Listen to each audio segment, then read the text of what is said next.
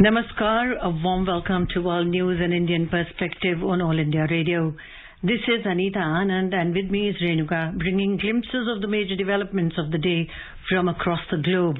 Over the next half an hour, we shall bring you the latest from the world of politics, economy, sports, entertainment and more.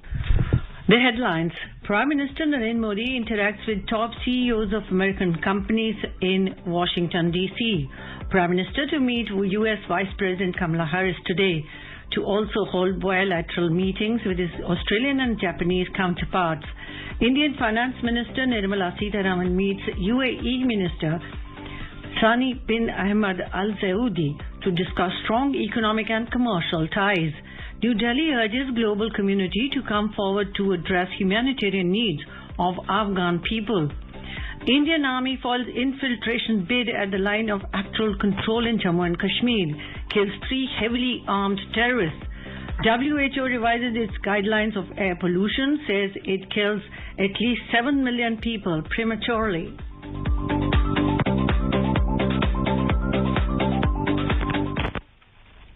As the nationwide free COVID-19 vaccination campaign at government facilities for those above 18 years is underway, we advise our young listeners to get vaccinated and help others get vaccinated. We also advise our listeners not to lower their guard as COVID-19 remains a threat to our health. Please stay at home unless it is essential to go out and continue to follow these 3 simple steps. Wear a face mask, maintain 2 gaz ki duri for social distancing and focus on hand and face hygiene. For any COVID-related information and guidance, contact the national helpline numbers 011-2397-8046 and 1075. And now the news in detail. Prime Minister Narendra Modi interacted with the top industry leaders in Washington on Thursday. These include the top CEOs of United States. We go live now to Washington, D.C. with our team in Washington to get an update on the meeting. Hello, Atul. Yeah, Anita. Hello. Tell us about what has been the agenda for PM's meeting with the CEOs. Yeah, Anita, the CEO's meeting with the Prime Minister took place in a specific format. It was one of its kind. Each meeting lasted for about 20 minutes with a 5 minutes briefing and 15 minutes interaction. In all, 5 CEOs from diverse fields joined in for the meeting. The focus was on Make in India and enhancing trade and investment opportunities between the 2 nations. Atul, also give us a sense of the CEOs and their areas of specialization and the outcomes. Yeah, the Prime Minister's first meeting was with the Qualcomm President CEO, Cristiano Amon. Well, Qualcomm has a huge presence in India, including research and development. Mr. Amon expressed enthusiasm to work with India in digital transformation programs. These include areas like 5G, PM Wani, and others. The Prime Minister said that there is an environment in India which is quite conducive for the big tech companies to join hands. Mr. Amon told that India is a big market and also a big export area, and it's right time for India to not only manufacture for the Indian market but also for the countries across the globe. He also expressed his intent in partnering with India in the field of semiconductors. On the other hand, Prime Minister Mr. Modi, he assured Qualcomm that India will proactively work on the proposals made by them. He emphasized that India has the scale for the ambitious projects. He told that India has prepared 5G standards as he urged Qualcomm to actively participate, as they did earlier in the case of Navik project. Well, Mr. Modi also said that since Qualcomm has trusted Indian talent already, it can now trust them and start manufacturing with the advantage of the PLI or the Production Link Incentive Scheme offers. Mr. Modi also spoke about the new liberalized drone policy, as he told the Qualcomm that it should take part in this area in view of the opportunities in the new emerging market. Anita? Hello, Saubhagya. Now we come to you. So, what is the takeaway from Prime Minister's meeting with Adobe CEO Shantanu Narain? Saubhagya? Yeah. Hello. Hello, Saubhagya. Can you hear me? Yes. Yes. So, I was asking you, what is the takeaway from Prime Minister's meeting with Adobe CEO Shantanu Narain? Yeah, Prime Minister, as you know, had a productive meeting with Shantanu Narain, CEO of Adobe, and he appreciated the efforts of India in fighting COVID, particularly in the rapid vaccination, and also expressed interest to contribute in India's 75th anniversary of independence. He also expressed his desire to bring video animation to every child in India. Prime Minister said that bringing smart education to every child is paramount importance, and that makes technology a very important role, whereas Adobe can play a bigger role. Prime Minister and CEO of Adobe both emphasized on creating few centers of excellence in artificial intelligence in India. And, Mr. Modi said that in the COVID era, the ground for digital education has been laid, and there is a need to move forward. And Prime Minister and CEO both emphasized on creating few centers of excellence also, as I said, about artificial intelligence in the country. So, Saubhagya, tell us about the outcome of meeting of PM with First Solar Chairman. Prime Minister and Mark Widmar, CEO of First Solar, they had a fruitful interaction. Mark Widmar expressed happiness with the Indian policies for climate change and related industries. PM spoke about the One World, One Sun and One Grid initiative and its potential. He referred to India's ambitious target of 450 gigawatt of renewable energy. He also emphasized on India's focus on manufacturing for solar energy and said the companies in the field of solar energy can take maximum advantage of our new launched PLI scheme. Also, Mr. Modi also spoke about India's green hydrogen mission. Okay. And, CEO and Prime Minister both agreed on enhancement of the manufacturing of solar in India. There is great scope, and this will also benefit the countries in the region. Atul, what impressions do we gather from Prime Minister's interaction with the Blackstone CEO? Yeah, Anita, Mr. Stephen Schwarzman, the CEO of Blackstone, said that the company has big plans for investment in India and they plan to further ramp it up. Mr. Modi told that there is a huge scope for further expansion of Blackstone's partnership in India. He also explained in detail about the reform stories in India. The Prime Minister specifically spoke about the asset monetization and the bad banks. Mr. Schwarzman, in the response, said that he is very optimistic about India's potential, as he added that it is one of the fastest growing economies in the world. He also acknowledged that reforms undertaken by India have far-fetched potential in the years to come. Anita? And finally, Atul, what is the objective of the CEO's meeting and what outcomes are we looking at? Well, India is looking to boost its exports through trade relationships. Focus is on enhancing trade and commerce and bilateral ties, and especially the emphasis is on investment. In 2019, overall US-India bilateral trade in goods and services was to the tune of $149 billion. Now, the efforts are on to raise it to a much higher level, especially in the areas like energy, space, and other such sectors which have high value in the years to come. All in all, both countries look forward for a win-win situation. Anita? Thank you, Atul and Saubhagya, for giving us the updates on the PM's interactions with the top industry leaders in Washington. Let's listen what the top CEOs of US have to say after their meetings with the Indian Prime Minister. Mr. Cristiano Amon, Chief Executive Officer of Qualcomm, said the meeting with the Prime Minister was fruitful and the company is very much keen in doing business with India. It's a great meeting. We're so proud of our partnership with India. We've been in India for 26 years. We have over 12,000 employees in the defense R&D. We do a lot of our chips. We do a lot of the software, and we talk about many things that are very relevant, I think, to what we think about the future technology. We talk about the 5G and acceleration of 5G. We're talking about incredible opportunities to advance the industry, not only domestically in India, but India as an export of technology as we think about the digital transformation enabled by 5G combined with the design in India. We talk about semiconductors, which is kind of an important, I think, topic of conversation. And we talk about the opportunity to continue to build an incredible mobile ecosystem that it is developing in India. Very pleased with the conversations, and we're very, very happy with everything we're doing together with India. Prime Minister also met President and CEO of Adobe, Shantanu Narain. They discussed Adobe's ongoing collaboration and future investment plans in India. Discussions also focused on India's flagship program, Digital India, and use of emerging technologies in sectors like health, education, and R&D.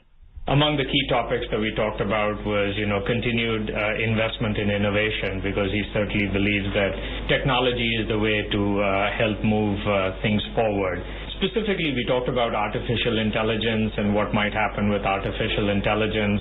We talked about creativity, the importance of creativity and how media, the ever-changing nature of media. We talked about online and the importance of startups. And in addition to that, we just talked about how, companies like Adobe can do more in India. Mr. Modi and Mark Widmer, CEO of First Solar, agreed on enhancement of the manufacturing of solar in India. It was an outstanding meeting. I couldn't have asked for anything more. First, it was an honor to have a chance to speak with him. Clearly, with his leadership and what he's done to create a really strong balance between industrial policy as well as trade policy, makes it an ideal opportunity for companies like First Solar to establish manufacturing in India. General Atomic CEO Vivek Lal lauded India's policies and reforms in the field of drones after meeting Prime Minister Narendra Modi. Mr. Lal said India's phased reforms are appreciated by one and all. Prime Minister also had a fruitful meeting with Vivek Lal, CEO of General Atomic. So it was an outstanding meeting to meet with the Prime Minister individually this morning here in D.C. And, we spoke about technology and all the confidence and the policy reforms that's coming in India and the great potential that India has from an investment perspective. World's leading investment company Blackstone CEO Stephen Schwarzman today said India has been its best market for investment in the world. After meeting Prime Minister Narendra Modi, Mr. Schwarzman said he had a productive meeting with him. Well, I had a very good meeting with the Prime Minister. I told him that Blackstone had already invested $60 billion in assets in India, and over the next 5 years, we're planning another $40 billion of assets. We're one of the 10 largest companies in India. So he expressed his appreciation and talked about the new programs that were going on, including selling assets for the country, which I told him I thought was a very good idea. Later in the day, Mr. Narendra Modi will meet U.S. Vice President Kamala Harris. He will also separately meet his Australian and Japanese counterparts. Mr. Modi is in the U.S. at President Biden's invitation to participate in the first in-person summit of Quad leaders. President Biden will host Prime Minister at the White House for their first bilateral meeting tomorrow. Mr. Biden will also host the first ever in-person Quad leaders summit with Modi, Japanese Prime Minister Yoshihide Suga, and Australian Prime Minister Scott Morrison. Prime Minister Modi will also address the 76th session of the UN General Assembly in New York on 25th of September. As the Prime Minister is going to meet his counterpart Japan's Yoshihide Suga later in the day, All India Radio News team in Washington spoke to Professor Rupa Jyoti Bora, an expert on India-Japan relations and a visiting fellow at the Tokyo-based Japan Institute of International Affairs. I think the meeting between Prime Minister Suga and Prime Minister Modi in Washington D.C. is very important because it gives the two leaders a chance to meet with each other in person. Prime Minister Suga's visit to India has been delayed or rather postponed due to the coronavirus pandemic, and it's good that the two sides are getting to meet each other. So this is a very important step, and there are a lot of areas where the two countries are coming together in the Indo-Pacific as well as in other areas. There is the issue of infrastructure, there is the issue of clean energy, and there are issue of the common perception of Chinese threats in the Indo-Pacific. In today's Hotspot section, we bring you a discussion on Indian Connect with USA and Quad, a special program on Prime Minister's visit to USA.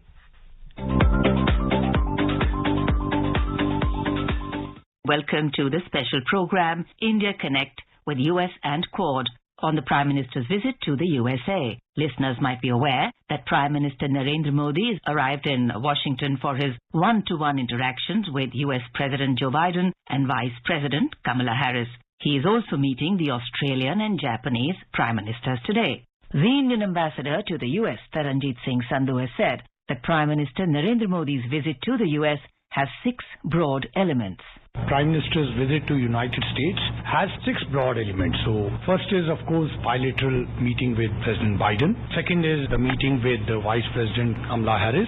Third is the Quad Summit. Fourth is the interactions with Prime Ministers of Australia and Prime Minister of Japan separately. And finally, there is the UN section. As we are live on this program right now, we take you live to Washington with our correspondents Atul Ketiwari and Saubhagya Kar are there with more details. Atul, what are the expectations from Prime Minister Modi's meeting with Japanese Prime Minister Yoshihide Suga? Yes, Gaura, it is quite a significant development that the Prime Minister will be meeting the Prime Ministers of Japan and Australia at Washington.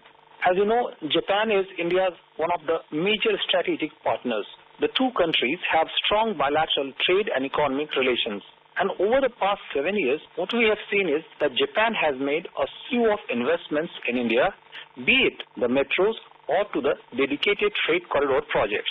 Both the countries have been striving for a free and open South China Sea, as well as a closer economic cooperation. Atul, the Australian Premier is also there for the Quad meeting. What is the significance of his meeting with Prime Minister Modi before the group meet? Well, the Quad meeting is being held here on the next day. Today, the main action here is in terms of the bilaterals, and one of the important aspects is the Prime Minister, Mr. Modi's meetings with his Australian counterpart, Scott Morrison. The two leaders have earlier spoken on virtual platforms on quite a few occasions. Both the nations have held 2+2 dialogue recently in the New Delhi, as recent as the last week. The defense and the external affairs ministers of the two countries shared their common interest for a free and open Indo-Pacific. The congruence of interests between the two countries makes them an obvious strategic partner. The bilateral cooperation among the two nations has also extended over the years to many areas, and the two nations have been close partners. Gaura? Saubhagya, the first ever in-person meeting of the Prime Minister with the US Vice President Kamala Harris has generated a lot of interest. Can you shed some light on this meeting? Yeah, Gaura, as you know, Prime Minister Modi was visiting the US now for the 7th time after assuming office in 2014. Said his visit would be an occasion to strengthen the Indo-US comprehensive global strategic partnership. Prime Minister will meet Vice President Kamala Harris for the first time. Both the leaders spoke over the phone in June during the COVID-19 crisis. Harris is the first woman, as you know, the first black American and the first South Asian American to be elected as Vice President. Saubhagya, as we know, these meetings are to be followed next day by the Prime Minister's meeting with President Biden. Your take on this? It will be the first in-person meeting, as you know, between the two leaders. Afghanistan, cross-border terrorism and climate change will figure prominently in the deliberations. Atul, the Quad Summit is being seen as one of the high points of the Prime Minister's visit this time. What are the areas in which Quad nations will be looking at to bolster their cooperation? Well, Gaura, as you know, the Quad nations comprise the group of 4 countries, India, Australia, Japan, and United States. These countries have been natural allies over the years. But the point to note is that this will be one of the first in-person meeting of the 4 leaders of the Quad group. It is significant in the wake of recent assertiveness by the China in the global arena, the Taliban takeover in Afghanistan, and the increasing threat of radicalization and terrorism will also come up for the deliberations in the meeting. Another important aspect is the Quad COVID vaccine initiative, under which the vaccine for COVID will be made in India with the technology and the financing by the core member nations of the Quad group. These 4 countries are also looking at partnering in the emerging technologies and maintaining a global supply chain, which is very essential to see to it that they are free from dependence on any particular Asian country. Atul, last but not the least, we have the Prime Minister's address at the UN General Assembly in New York on the 25th of September. What are the expectations? Prime Minister Narendra Modi will address the UN General Assembly on 25th September. Well, on that day, he is the first speaker, and he last addressed the UN General Assembly in person in 2019. The reason being, the last year because of COVID pandemic, the UN General Assembly meetings were held virtually amidst raging COVID-19 pandemic, and it had its ramifications in the United States as well.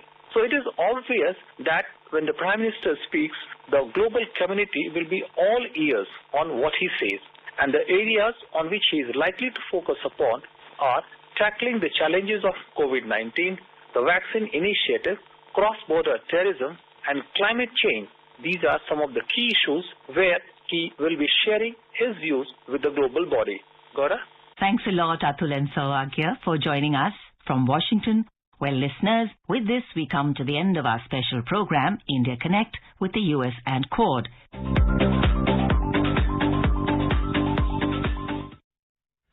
Minister of State for Foreign Trade of the United Arab Emirates, Dr. Sani bin Ahmed Al Zayoubi, called on Finance Minister of India, Nirmala Sitharaman, in New Delhi. Both leaders discussed a strong economic and commercial engagement between India and the UAE and a comprehensive strategic partnership which is driving the multifaceted bilateral relations. Dr. Sani bin Ahmed Al Zayoubi and a high-level UAE delegation are in New Delhi to hold talks aimed at improving bilateral economic relations, including expanding the existing trade and investment relationship. The first round of Comprehensive Economic Partnership Agreement (CEPA) negotiations is underway. The Finance Ministry said the regular exchange of high-level bilateral visits even during the COVID-19 pandemic reflects the close friendship between the two countries. India has urged the global community to come forward and join hands to address the humanitarian needs of the people of Afghanistan. External Affairs Minister of India S. Jaishankar told in New York that the agencies involved in providing assistance to the Afghan people must get unimpeded, unrestricted and direct access to the affected citizens in the war-ravaged nation. He was addressing the G20 foreign ministers meeting on Afghanistan. He also reiterated that the Taliban must implement its commitment not to allow the use of Afghan soil for terrorism in any manner. Mr. Jaishankar said that the world expects a broad-based inclusive process that involves representation from all sections of Afghan society. In Jammu and Kashmir, Indian Army on Thursday foiled an infiltration bid in Rampur area of Uri sector at line of control in Baramulla district. 3 heavily armed terrorists were killed during the encounter. Addressing a press conference at Bonia Rampur in Baramulla, General Officer Commanding of Tiger Division, Lieutenant General Virendra Vats said that 5 terrorists in 2 groups had crossed over to line of control LOC.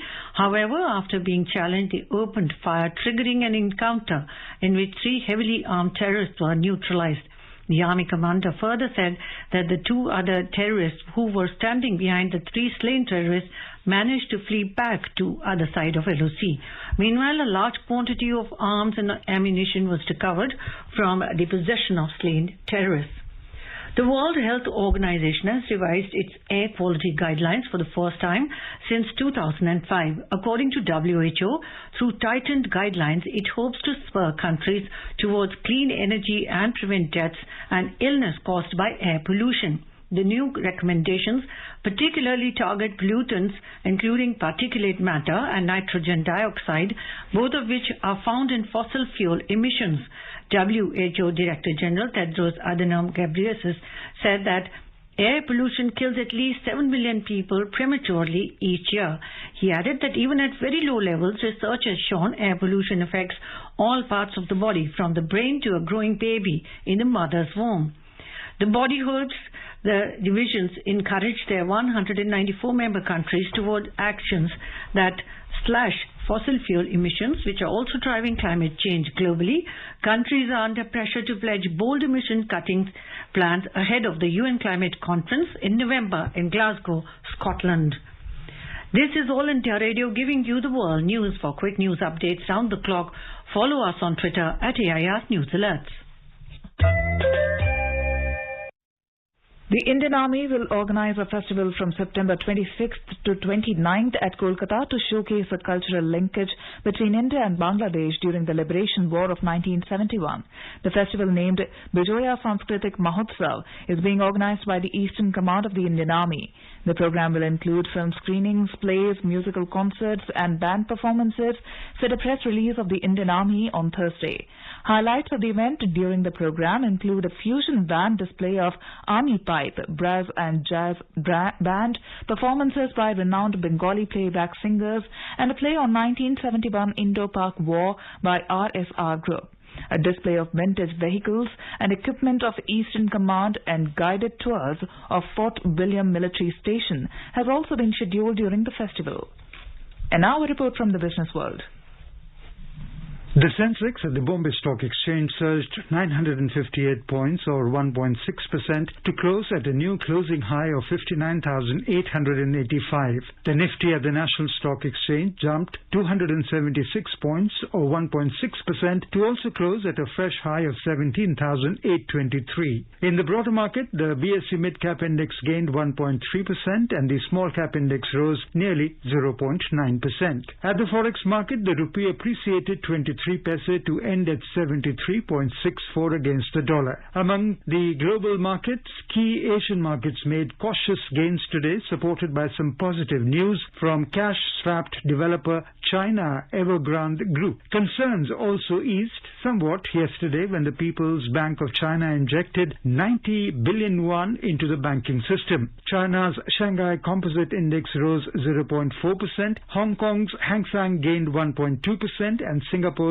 Straits Times Index added 0.9%. But South Korea's Kospi dropped 0.4% after returning from a 3-day break. Stock markets in Japan was closed on account of holiday today. In Europe, London's FTSE 100 had risen 0.4%. The UK Central Bank kept the interest rates unchanged. France's CAC 40 and Germany's DAX had gained 1.1% each in intraday trade. And in the international market, Brent crude oil futures declined 12 cents to $76.07 a barrel. Rajesh Lake for World News.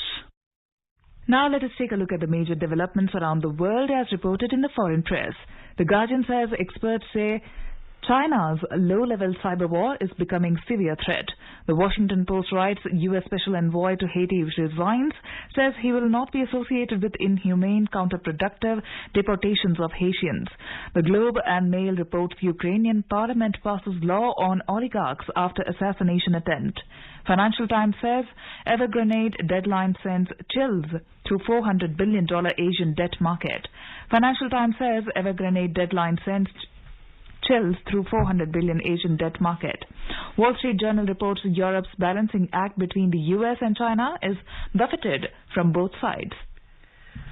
And a quick look at the headlines once again. Prime Minister Narendra Modi interacts with top CEOs of American companies in Washington, D.C. Prime Minister to meet U.S. Vice President Kamala Harris today, to also hold bilateral meetings with his Australian and Japanese counterparts. Indian Finance Minister Nirmala Sitharaman meets UAE Minister Sani bin Ahmed Al Saudi to discuss strong economic and commercial ties. New Delhi urges global community to come forward to address humanitarian needs of Afghan people. Indian Army foils infiltration pay deadline of actual control in Jammu and Kashmir, kills 3 heavily armed terrorists.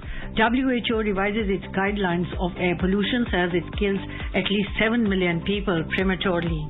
And India is celebrating the 151st birth anniversary of Mahatma Gandhi. Before we end, let us listen to his favorite bhajan, Vaishnav Jan, by artists from Saudi Arabia.